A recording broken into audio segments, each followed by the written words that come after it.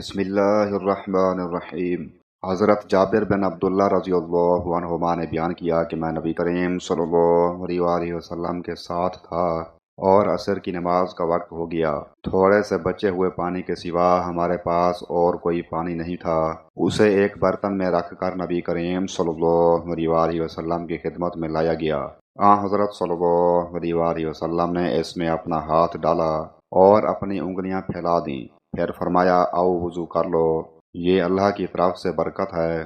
میں نے دیکھا کہ پانی حضرت صلی اللہ علیہ وآلہ وسلم کی انگلیوں کے درمیان سے پھوٹ پھوٹ کر نکل رہا تھا۔ چنانچہ سب لوگوں نے اس سے وضو کیا اور پیا بھی۔ میں نے اس کی پرواہ کیے بغیر کہ پیٹ میں کتنا پانی جا رہا ہے خوب پانی پیا، کیونکہ مجھے معلوم ہو گیا تھا کہ برکت کا پانی ہے۔ میں نے حضرت جابر رضی اللہ عنہ سے پوچھا آپ لوگ اس وقت کتنی تعداد میں تھے؟ بتلایا کہ 1400۔ اس روایت کی مطابق عمروں نے حضرت جابر رضی اللہ عنہ سے کی ہے، اور حسین اور عمر بن مرہ نے سالم سے بیان کیا اور ان سے حضرت جابر رضی اللہ عنہ نے کہ صحابہ کی اس وقت تعداد 1500 تھی۔ اس کی مطابق سعید بن مسیب نے حضرت جابر رضی اللہ عنہ سے کی ہے۔ صحیح بخاری حدیث نمبر 5639۔ حضرت براء بن عازب رضی اللہ عنہ نے بیان کیا کہ رسول اللہ صلی اللہ علیہ وآلہ وسلم نے ہمیں 7 چیزوں کا حکم دیا تھا اور 7 چیزوں سے ہم کو منع فرمایا تھا۔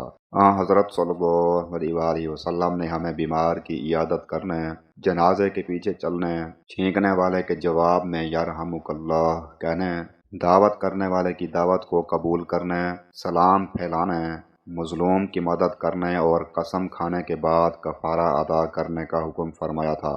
اور حضرت صلی اللہ علیہ وآلہ وسلم نے ہمیں سونے کی انگوٹھیوں سے چاندی میں پینے یا فرمایا چاندی کے برتن میں پینے سے، میسر، زین یا کجاوے کے اوپر ریشم کا گدا کے استعمال کرنے سے، اور کسی اطراف مصر میں تیار کیا جانے والا ایک کپڑا جس میں ریشم کے دھاگے بھی استعمال ہوتے تھے کہ استعمال کرنے سے، اور ریشم و دبا اور استبرق پہننے سے منع فرمایا تھا۔ صحیح بخاری حدیث نمبر 5635۔ ابن ابی لیلہ نے بیان کیا کہ ہم حضرت حذیفہ رضی اللہ عنہ کے ساتھ نکلے، پھر انہوں نے نبی کریم صلی اللہ علیہ وآلہ وسلم کا ذکر کیا کہ حضرت صلی اللہ علیہ وآلہ وسلم نے فرمایا تھا کہ سونے اور چاندی کے پیالے میں نہ پیا کرو اور نہ ریشم و دبا پہنا کرو، کیونکہ یہ چیزیں ان کے لیے دنیا میں ہیں اور تمہارے لیے آخرت میں ہیں۔ صحیح بخاری حدیث نمبر 5633۔